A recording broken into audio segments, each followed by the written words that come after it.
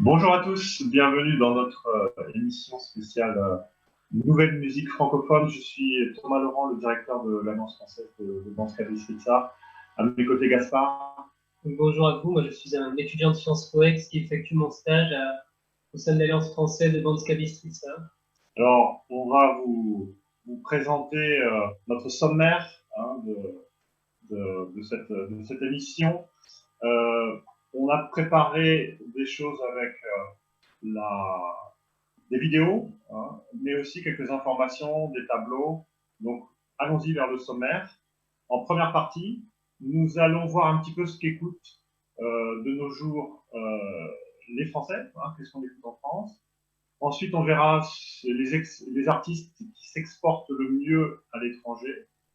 Ensuite, on réfléchira comment en fait les nouveaux artistes parviennent à se faire connaître, notamment aujourd'hui avec cette période compliquée du coronavirus.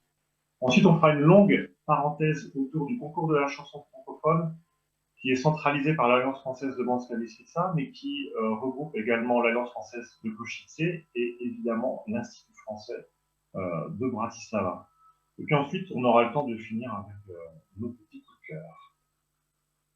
Alors, on commence avec voilà, quelques chiffres, quelques graphiques. Je laisse la parole à Gaspard.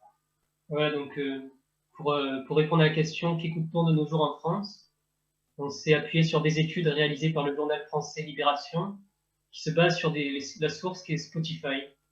Donc on a tout d'abord observé que les genres sont assez inégaux en termes d'écoute, que la plupart des artistes sont des hommes, à plus de 80%, et surtout, principalement, que le style de musique ne sont pas écoutés de manière égale. Donc on observe que le hip-hop est écouté à quasi 70%, tandis que les autres styles sont plus en retrait. Donc on a le pop en deuxième position, 17%, suivi de l'électro. Et donc on voit, Gaspard, que le rock, c'est seulement 1,3%. Et oui, donc on observe en effet qu'au fil du temps, le rock s'est considérablement baissé en termes d'influence. Donc il est aujourd'hui à 1,3% d'écoute sur Spotify, mais c'est à nuancer puisque la plupart des auditeurs de rock sont des personnes peut-être plus âgées que les jeunes qui utilisent les plateformes de streaming. Donc peut-être que ces personnes ont plus tendance à utiliser d'autres plateformes plus traditionnelles comme les lecteurs, les chaînes hi-fi pour écouter la musique rock. Donc peut-être que le rock est plus représenté mais moins sur Spotify, mais plus dans les faits. Alors on continue, les artistes les plus streamés. Ouais, donc on a observé toujours sur Spotify que les artistes les plus streamés sont ceux-ci. Donc on retrouve les plus célèbres Nino, Damso, Jul, du côté féminin Angèle, Aya Nakamura. Donc alors justement, Gaspard voit Aya Nakamura, elle est mise dans la catégorie pop.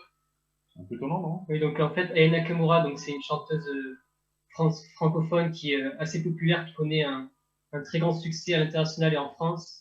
Donc, dans les faits, son classement devrait être un peu plus haut s'il est actualisé en 2021. Donc, c'est vrai que son style varie. C'est pas seulement du rock et du hip-hop. C'est plus un mélange de styles où elle varie en fonction des chansons. Donc, ensuite, on a observé l'écoute et le marché de la musique. Donc, on observe notamment sur la première diapositive que le marché du CD s'est complètement effondré au fil du temps. Donc, il a été remplacé par le streaming, qui est fortement utilisé, surtout les plateformes comme Spotify ou en France Deezer.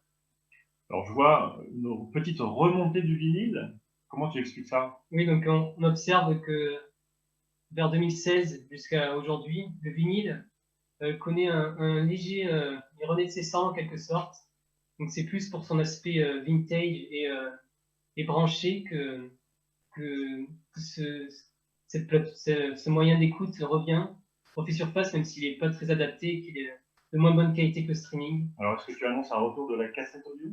Alors peut-être que la cassette pourrait revenir si il arrive à convaincre les hipsters. Peut-être des nouvelles cassettes éco-responsables et recyclables pourraient revenir sur le marché. Ce n'est pas à exclure.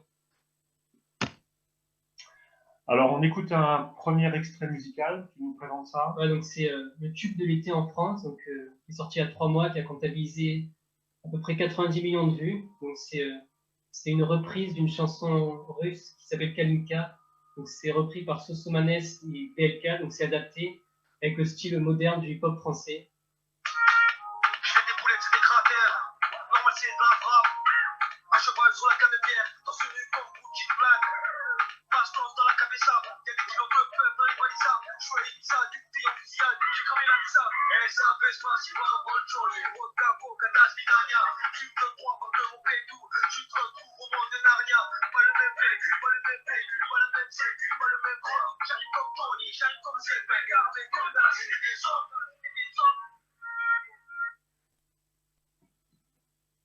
Voilà. Alors, quels artistes s'exportent le mieux à l'étranger? Donc voilà, donc on a mis une tête d'affiche les plus connus. Donc on observe que ce n'est pas seulement des artistes français, donc il y a aussi d'autres nationalités. Donc la musique belge est aussi très connue à l'étranger, notamment avec Angèle ou Damso, ou encore des Français d'origine africaine portant la double nationalité, comme Aya Nakamura qui est né au Mali, mais qui a la double nationalité, qui est surtout connue en France, mais beaucoup à l'étranger, on va le voir. Alors, tu voulais dire un mot peut-être sur David Guetta, qui est pas tout jeune, mais qui reste en tête des charts. Oui, tout à fait. Donc David Guetta, donc, qui n'est pas nouveau sur le marché de la musique, mais qui est extrêmement populaire dans le milieu électro. Et étant donné que la musique électro n'est pas en chute libre comparé au rock, il est toujours d'actualité et il n'est pas étonnant de le voir dans des playlists, ou dans des musiques, ou dans des concerts à l'étranger. Alors, quelques chiffres encore, Gaspard, s'il te plaît. Voilà, donc c'est le bilan annuel du Syndicat national de l'édition phonographique de 2020. Donc il dit que 65% des 65 artistes produits en France ont obtenu un disque d'or, de platine ou de diamant pour leur vente à l'international.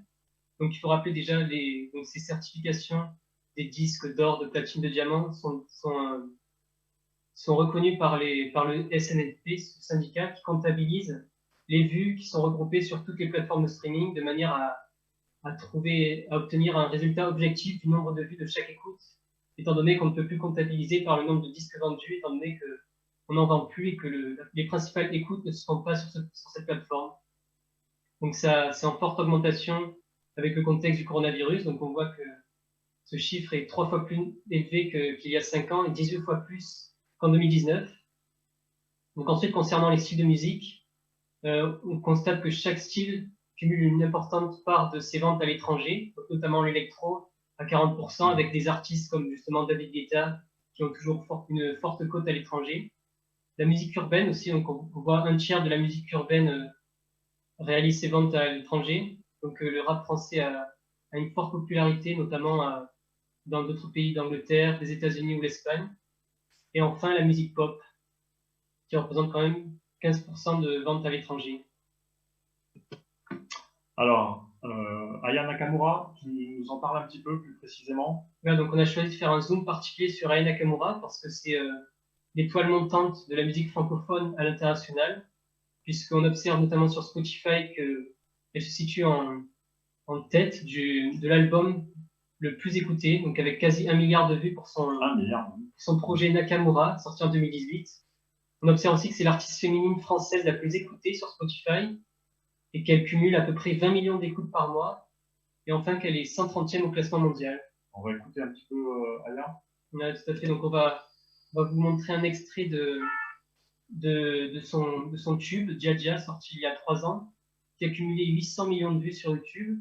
Et aussi, c'est important de mentionner le fait que 45% de ces vues sont d'un public étranger, ce qui traduit de son succès à l'international.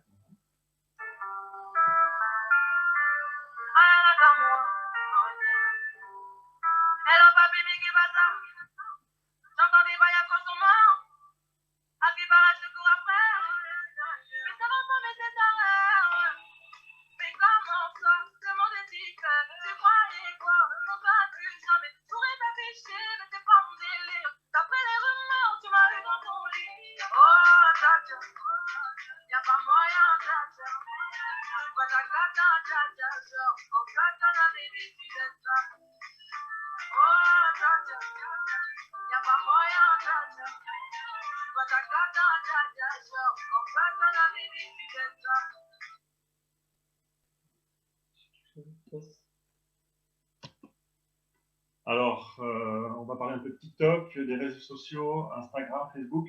Ouais, donc dans cette partie qui s'intitule Comment les nouveaux artistes parviennent-ils à se faire connaître?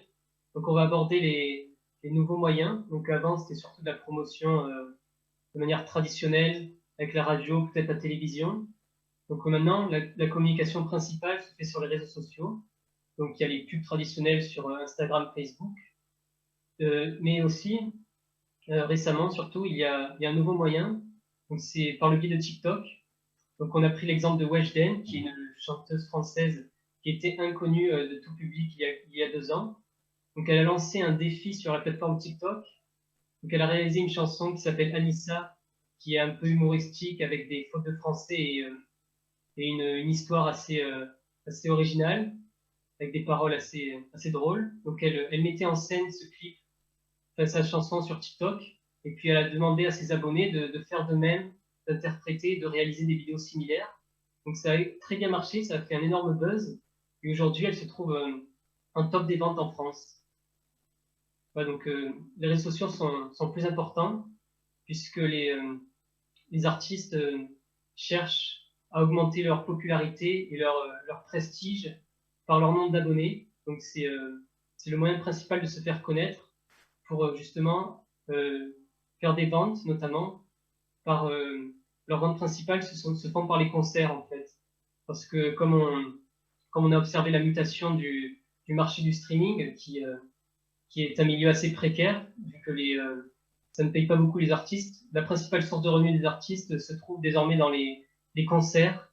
Donc ces derniers cherchent tout pour se faire connaître sur les réseaux sociaux, puis pour se faire inviter dans les festivals et les concerts. Donc on va maintenant parler aussi d'un autre moyen de se faire connaître qui est... Alors, moi, à mon époque, j'écoutais la radio, j'écoutais France Inter le soir, j'écoutais Bernard Lenoir et j'écoutais les nouveautés qui venaient d'Angleterre, des États-Unis, un petit peu de France aussi. C'est fini ça, on découvre plus les artistes par la radio. Et oui, c'est vrai que ces méthodes traditionnelles de communication comme la radio et la télé elles sont un peu plus délaissées, même si elles sont toujours utilisées pour toucher un plus grand public qui n'est pas présent sur les réseaux sociaux. Mais voilà, comme toujours, on ne fait plus la promotion de leur album ou de leur disque, mais la promotion du groupe ou de la personne pour se faire inviter dans les concerts. Ouais, donc auparavant, les artistes se mettaient en scène en concert pour justement faire la promotion de leur album et vendre des disques. Et étant donné qu'on ne vend plus de disques, les gens font la promotion de leur personne et de leur chanson pour se faire inviter. D'accord, et donc en fait, les festivals, c'est vrai que se sont énormément développés ces dernières années en France, mais aussi en Slovaquie. Et donc, la crise du coronavirus, la crise sanitaire a été un grand stop pour ce développement. Comment tu vois l'avenir, toi? Ben, c'est vrai que... Comment ça va évoluer? Je pense que après peut-être 2 années d'annulation de festival, l'été prochain, ça va être vraiment quelque chose de crucial. C'est vrai qu'il faut d'urgence trouver une solution. Donc, on a vu notamment des concerts tests avec le pass sanitaire ou dans des bulles, ce qui était assez original. Mais bon, je pense que ça devrait reprendre parce que sinon, le marché devrait s'effondrer. Je pense que à moins que seuls les plus gros peuvent survivre via les plateformes de streaming parce qu'ils cumulent énormément de vues. Mais oui, il est urgent de reprendre les festivals pour les novices, les nouveaux et ceux qui sont moins populaires. Voilà, donc ce raisonnement vaut pour la France, mais aussi par exemple pour la Slovaquie, ou Pohoda. J'imagine qu'ils espèrent très fort que l'édition 2022 se passera sans problème. On continue? Ouais, donc, continue sur les moyens de se faire connaître dans ce monde moderne. Donc, Spotify et les playlists. Donc, c'est un moyen qui est nouveau, qui date de quelques années. Donc, Spotify, il faut savoir que c'est une plateforme de streaming en ligne de musique qui rémunère très peu ces artistes qui se sont d'ailleurs plaints parce que faut savoir qu'une vue représente 0,003 €, donc sans compter les taxes. Et à peu près 90% des artistes présents sur la plateforme sont rémunérés à peu près à 1 000 € par an. Donc le but de cette plateforme, en fait, c'est toujours de se faire connaître. Et un des moyens principaux de se faire connaître quand on est un inconnu complet, c'est d'être sélectionné dans une playlist Spotify. Donc Spotify, il faut savoir qu'il y a des playlists qui sont réalisées par des algorithmes et par des professionnels de l'entreprise. Donc le but pour cet artiste va être de s'inscrire dans une tendance pour avoir une chance d'être sélectionné dans une playlist, parce qu'il faut savoir qu'il y a énormément d'abonnés et de vues. Donc si le titre finit dans une playlist, l'artiste devrait toucher des millions de vues en quelques jours. Ça, tu me disais que même un tout petit artiste inconnu pouvait se retrouver un peu par hasard dans une playlist et du coup avoir un grand nombre de vues. Oui, oui, beaucoup d'artistes ont connu ce succès, mais ils sont très peu nombreux, il faut le souligner tout de même. Alors, on va ouvrir notre parenthèse, notre grande parenthèse concours de la chanson. Alors, ce concours de la chanson s'appelle Śpiewam po francuski en slovaque, ça veut dire je chante en français. Il existe depuis une grosse vingtaine d'années. Aujourd'hui, il est centralisé par Danska Bystrica, par l'Alliance française. Et comme l'expliqué, hein, on retrouve les demi-finales également du côté de Košice avec l'Alliance, et puis du côté ouest avec l'Institut français.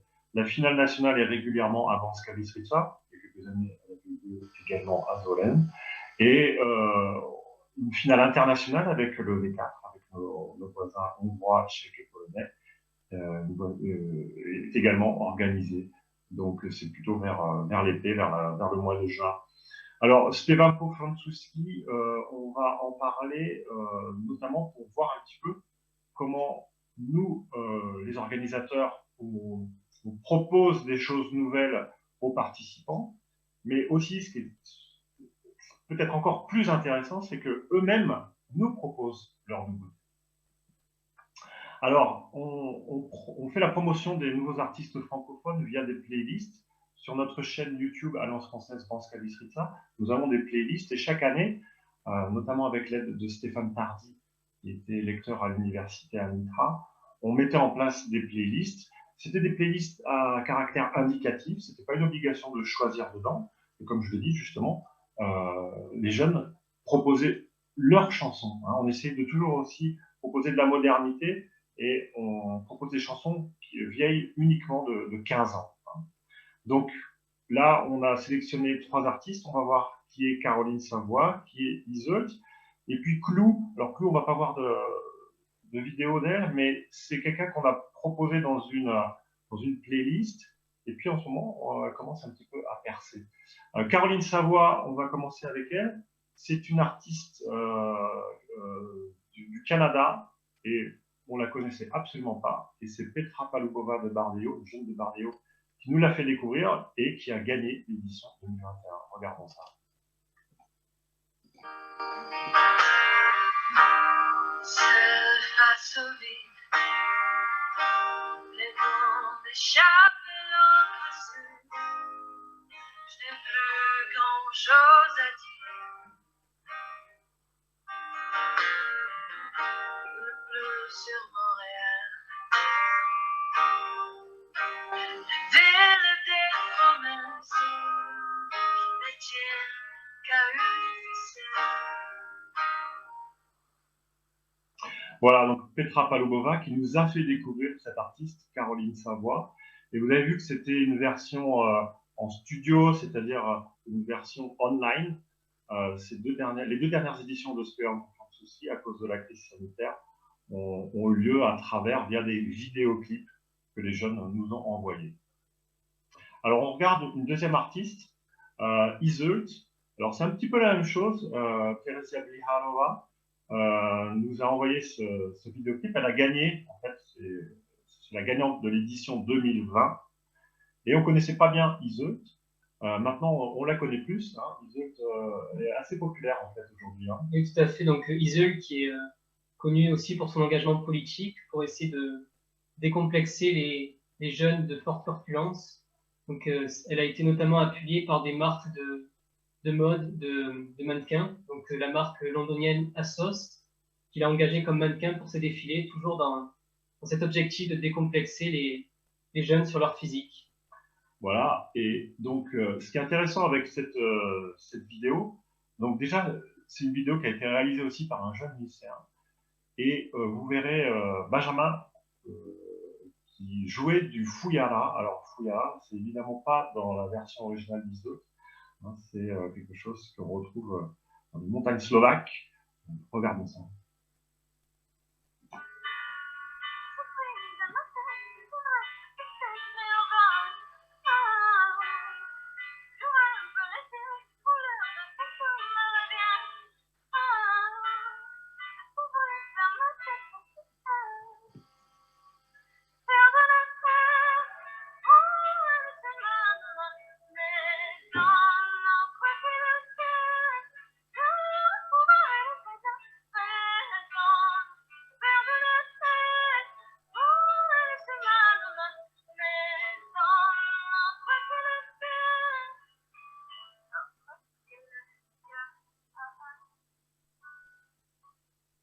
Voilà, donc ces 2 dernières années, on a eu de belles choses à travers ces vidéoclips. Mais évidemment, nous, ce qu'on aimerait, c'est retrouver le live, retrouver la scène, les jeunes aussi aimeraient retrouver la scène pour 2022. On réfléchit notamment pour la demi-finale de la région Centre à organiser ça au Grand Château de Zwolle. Voilà. Alors, on va regarder un troisième extrait qui met en avant aussi l'inventivité des jeunes. On retrouve Radka et Victoria qui reprennent Angèle, Balance ton poids. Et vous verrez la mise en scène, les lunettes noires du groupe, c'est une version un petit peu plus rock, tous habillés de noir. Regardez ça.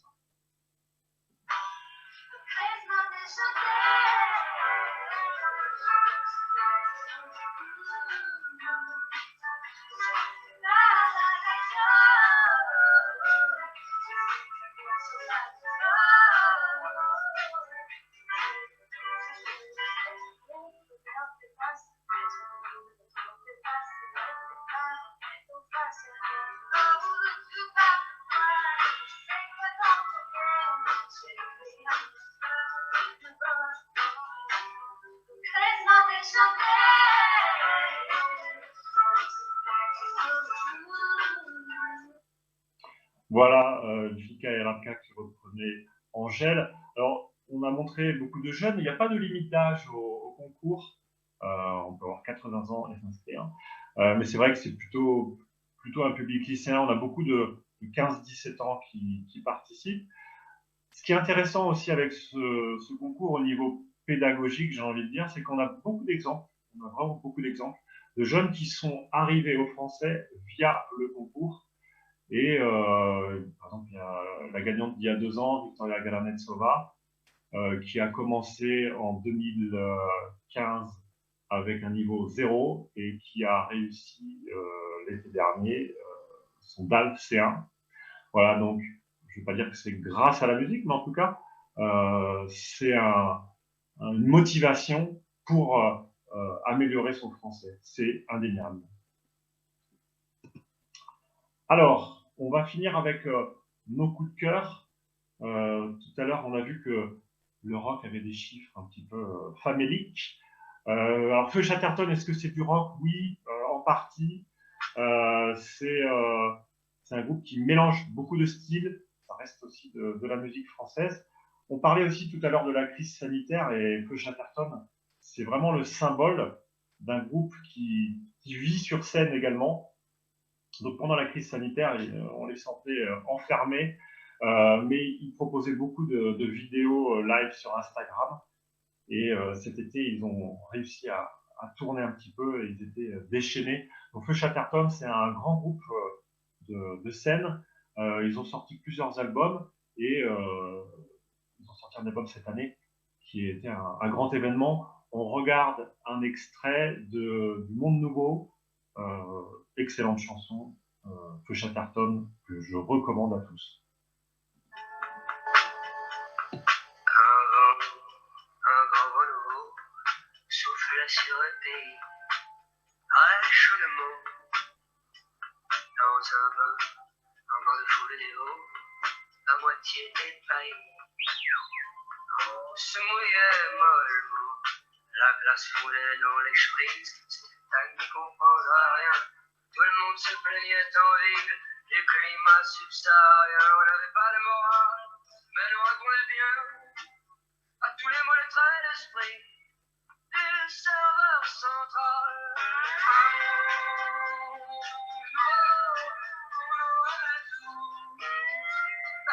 Que savions-nous faire? Voilà, donc un monde nouveau dans le contexte actuel, c'était une chanson complètement d'actualité. Feu Chatterton, donc très très influencé aussi par la littérature française et vous voyez, le physique un petit peu dandy du chanteur principal, qu'on retrouve aussi dans certains films français. Voilà, c'est vraiment un artiste complet. Feu Chatterton, je recommande. Gaspard, qu'est-ce que toi tu recommandes? Du coup, je vais passer à mon coup de cœur. Donc, il faut savoir que je viens du sud, de Marseille. Donc, Jul, qui est l'artiste incontestablement le numéro 1 dans cette région, qui est écouté de partout. Les joueurs de foot font la promotion. Donc Jules, il faut savoir qu'il fait souvent son symbole, donc c'est sa signature, donc le J, le U et le L. Donc il n'est pas étonnant non plus de voir des jeunes sur les photos faire ce signe, ou même des footballeurs quand ils marquent. Par exemple, Riyad Mahrez le fait souvent. Donc c'est un chanteur qui est extrêmement populaire.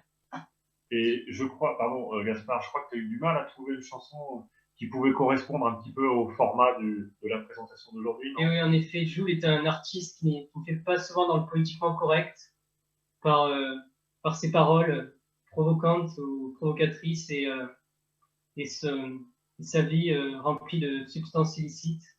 Donc voilà, donc on a réussi quand même à trouver un morceau politiquement correct. Donc voilà, C'était pas facile. c'était pas parce qu'on va vous montrer un extrait, du coup, d'émotion.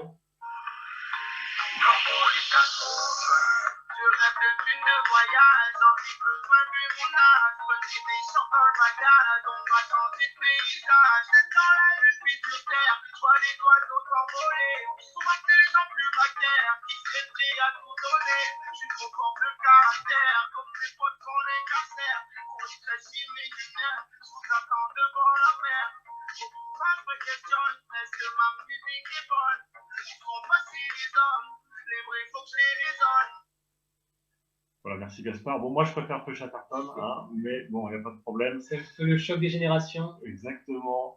On a mis également quelques bonus que vous pourrez retrouver si vous avez accès à cette présentation. On a notamment des extraits de Gimna Fest. Je vous présente juste ça en 2 mots. Gimna Fest, c'est notre festival qui a lieu à Banská Bystrica autour du 15 septembre. Et on laisse la place à des participants du concours de Stefan Poflansowski, mais on leur laisse la place de chanter plus d'une chanson, et parfois aussi un petit peu plus qu'en français, on entend un petit peu d'anglais. Donc ça fait une journée française, toujours en extérieur, et c'est quelque chose qui nous intéresse. Voilà, vous découvrirez ça. C'est le moment de vous remercier, de vous laisser avec d'autres présentations. On était ravis d'être avec vous pour vous présenter ces nouvelles musiques françaises. À très bientôt.